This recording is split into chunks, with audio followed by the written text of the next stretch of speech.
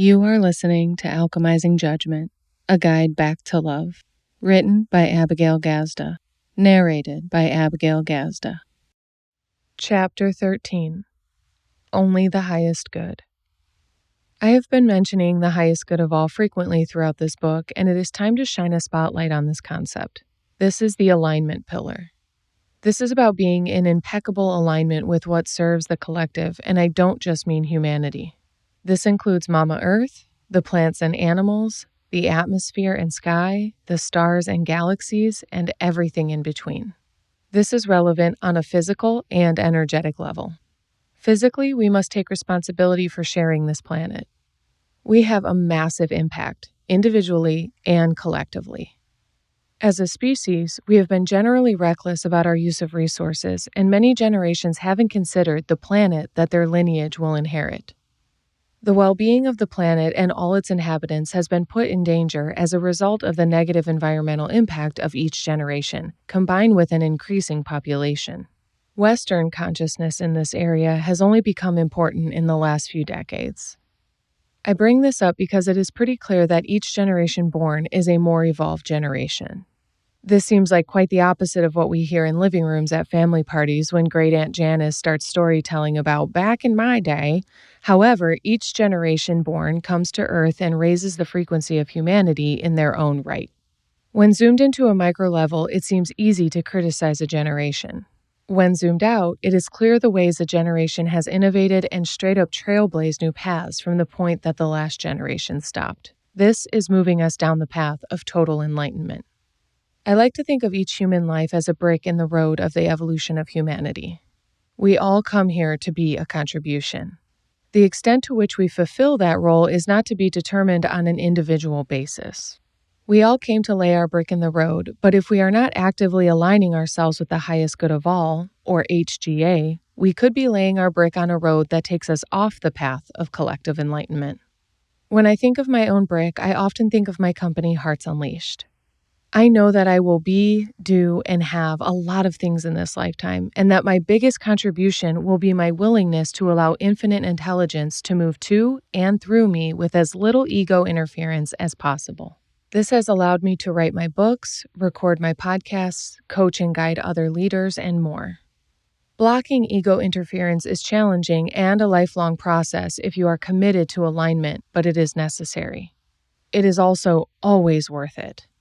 I take a lot of pride in Hearts Unleashed, and I feel confident in saying that we have made a massive impact with our work of translating transformation for the collective. We are committed to unleashing the true and authentic hearts of all, which also contributes to our species' positive shift. We all need to be operating with emotional intelligence so that we are consciously contributing to our cooperation and collaboration. It is a contribution to humanity to align with the HGA. What I know about the work that I have done is that it is for the highest good of all. My work impacts individuals and groups directly, and that is fun to witness on a day-to-day basis, but the ripple effect is incomprehensible. I love to share that I cannot clothe all the naked. I cannot feed all the hungry. I cannot shelter all the homeless, but what I can do is unleash every heart that I encounter, knowing that their passions will be unleashed to begin transforming parts of this world that my 2 hands, 2 eyes, 1 mouth, and 1 heart cannot possibly do alone. Each of us subscribing to a more harmonious coexistence is what will bring it about. We are not meant to do this alone. We are meant to practice interdependence and serve each other with our unique gifts as to contribute to the highest good of all. Using HGA as a reference for yourself in your decision-making process is the perfect tool and opportunity to practice and gauge mastery-level alignment. The simple question that I shared in the last chapter, is this in alignment, will clear your path quickly if you are committed to using it like a compass on a hike. It will always lead you home. Another thing that will always lead you home is your intuition. I often refer to it as my spidey senses.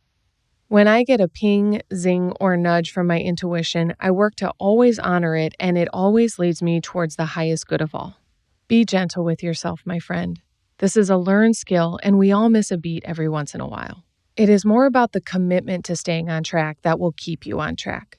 Your ego will want you to do your own things for your sole benefit, and sometimes at the cost of others. Your ego's infatuation with staying safe, comfortable, and looking good will sidetrack you sometimes, and that's okay. This occurrence is natural, and you can progress through it by realigning with the highest good of all as frequently as necessary. As mentioned in the last chapter, the HGA is always in your best interest. Keep in mind that your fullest life is far greater than your limited brain could ever dream of. Your ego won't believe that, and you will attempt to force outcomes and manipulate the process to your own accord. This just sets you up for difficulty, complications, and a generally empty feeling inside. When we compromise our integrity for shortcuts to power, material wealth, or success, we will know it. Our intuition will get louder and more obvious to signal the detour we have taken off the path of enlightenment. We often experience discomfort in our physical bodies that is caused by our energetic body's attempt to communicate with us, to tell us that we have gone astray from the HGA and direct us back to center. This is a great and powerful internal guidance system, and if we would just surrender to it, we would be living greater and longer lives while still being a contribution. Whenever you are struggling with hearing and following your intuition, remind yourself that your higher power has more in store for you than you could ever imagine. Your personal task is about learning to listen, align, trust, allow, and receive. Your intuition will guide you on this. It will send signals as thoughts, feelings, and body sensations to get your attention. This can be tricky because your ego does this too. If you are feeling some type of internal battle, it is because you are having a hard time identifying which version of you is speaking up. Do not fret, my friend. There is a way to know the difference. The heart whispers, and the brain screams. The soul speaks, and the ego shouts. If you are hearing worried thoughts and chatter, that is not you at your highest and best, which means there will not be any guidance or answers coming from that voice. This is the voice of fear, and you will know this if you pay close attention to how that voice makes you feel. You will likely feel crummy, anxious, sad, angry, shameful, or any other form of judgment you naturally suffer from. On the other hand, intuition has a very powerful and resounding depth to its statements. You can feel a wave of truth rush over you when you clearly receive a message from spirit. These feel better to the body. These messages may feel bold as well, bolder than you currently are to follow through with them, but they are true nonetheless. Those are the messages to trust. You were born authentic and bold, babe. As a baby, you cried when you had a need. You pooped and let someone else clean it up. You burped and farted without embarrassment and more. Little baby you laughed loudly and played hard. Then, as people started to correct you, you started to correct yourself. This is when you became confused about the voices in your head. The ego voice, or inner critic, is a collection of all the critical voices you have listened to over the years. This collective voice is made up of parents, family, friends, teachers, coaches, authority figures, all the way up to religion, school, and society. There are some loud statements made by these factors, and you adopt them as your own, when likely they are not.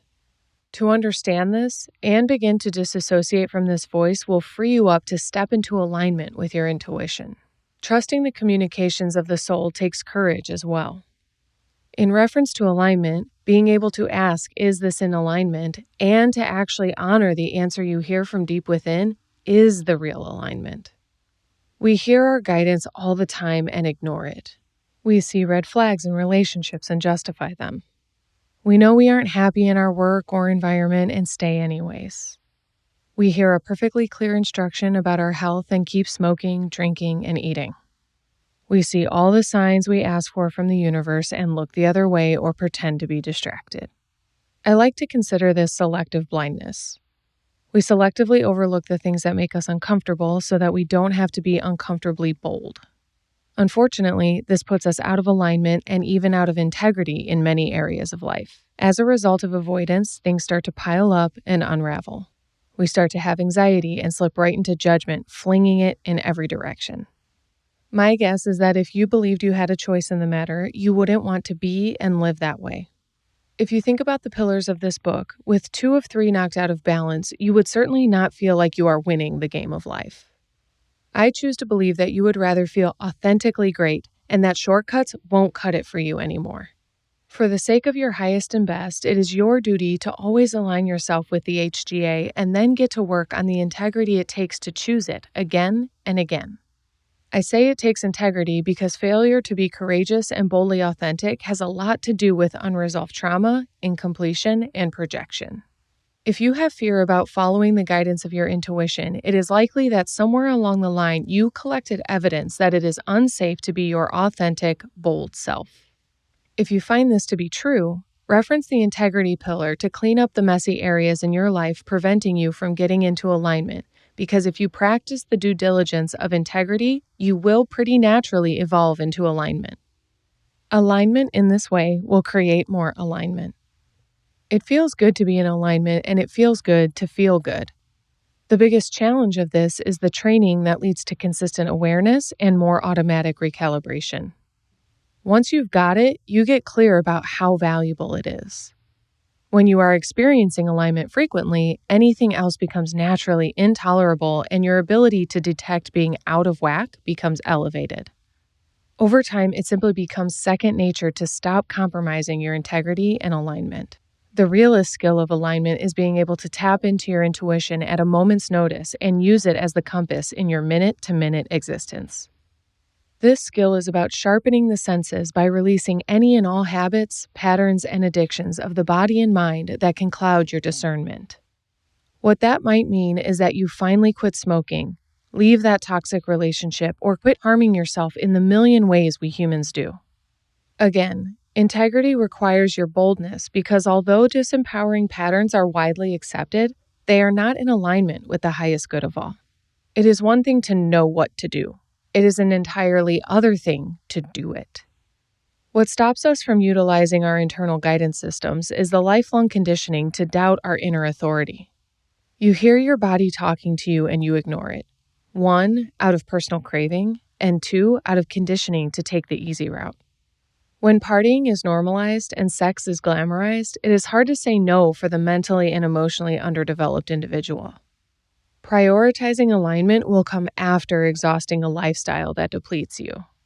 You will know very clearly from within that it is time to shed addictions that no longer serve you. Then, there will come a very important point in your life when you return to your most true nature, and from that point, nothing can stop you from reaching your highest and best.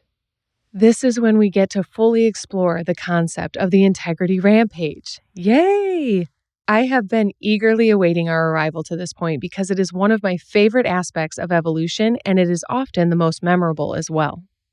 It is my favorite ritual of transformation to suddenly become serious about cleaning up the areas of your life that are out of order.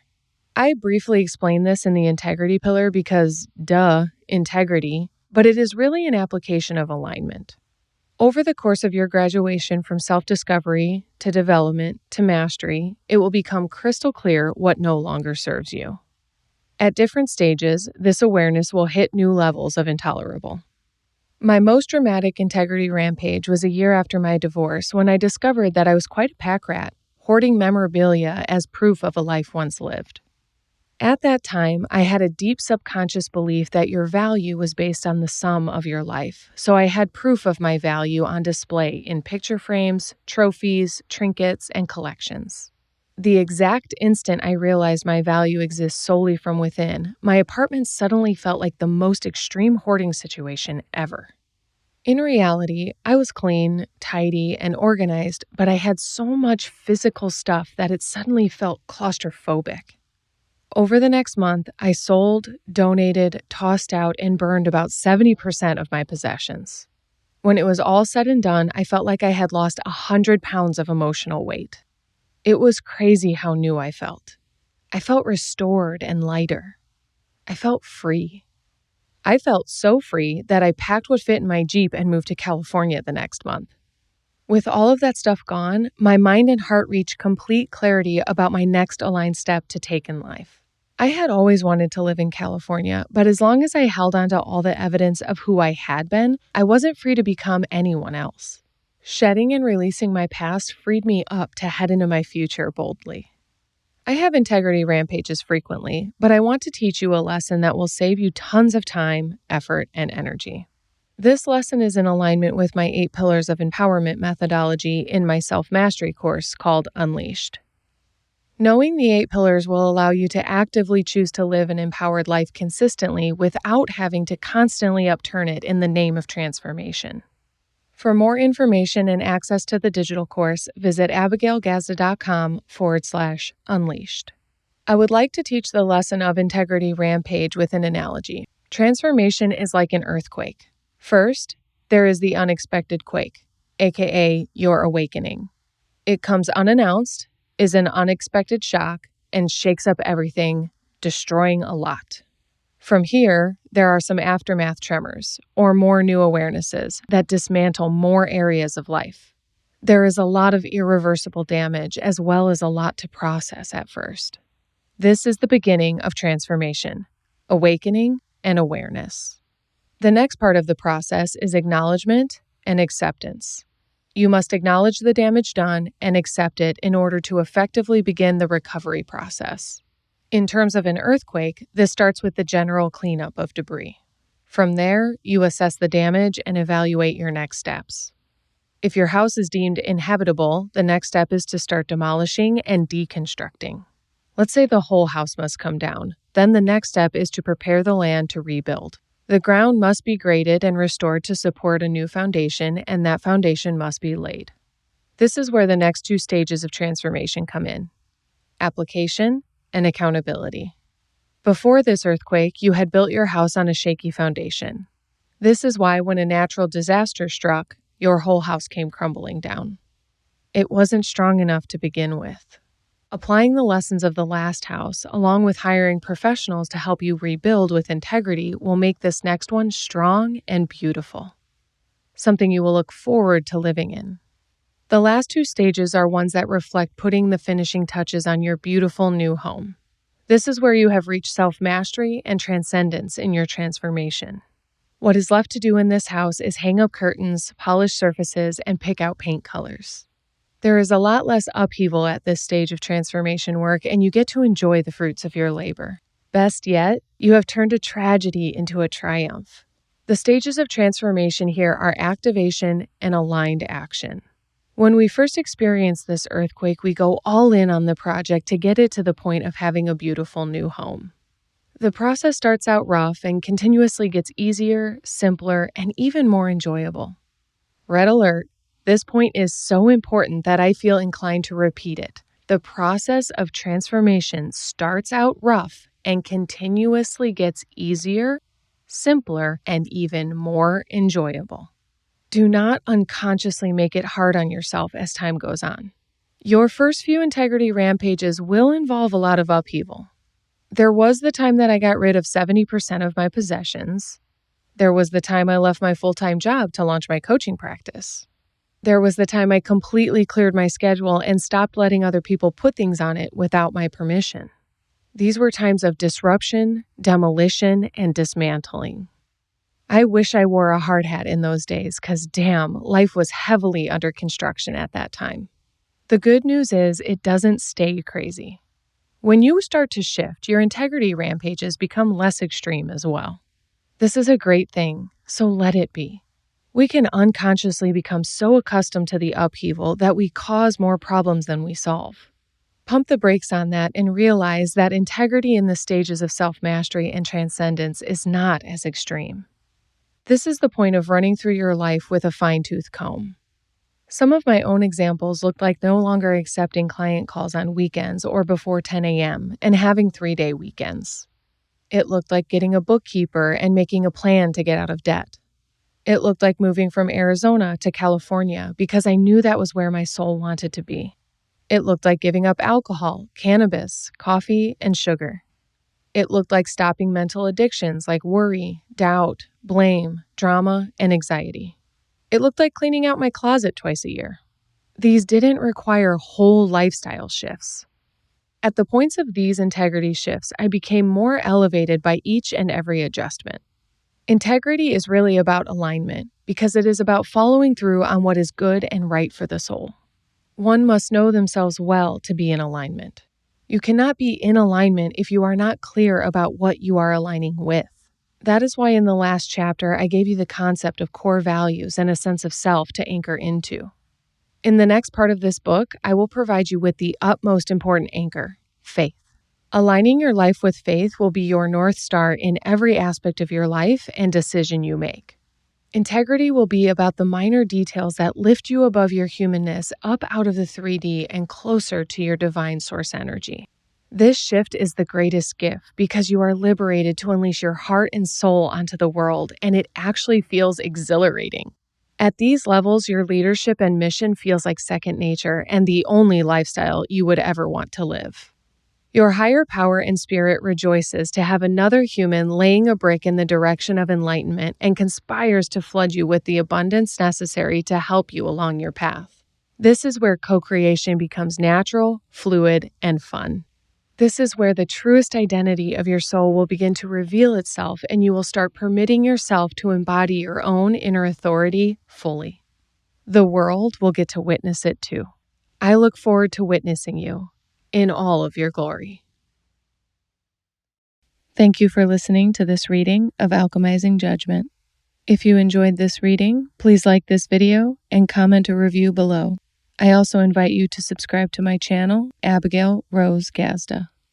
To read and listen to more of my books, visit abigailgazda.com/books. Thanks for tuning in.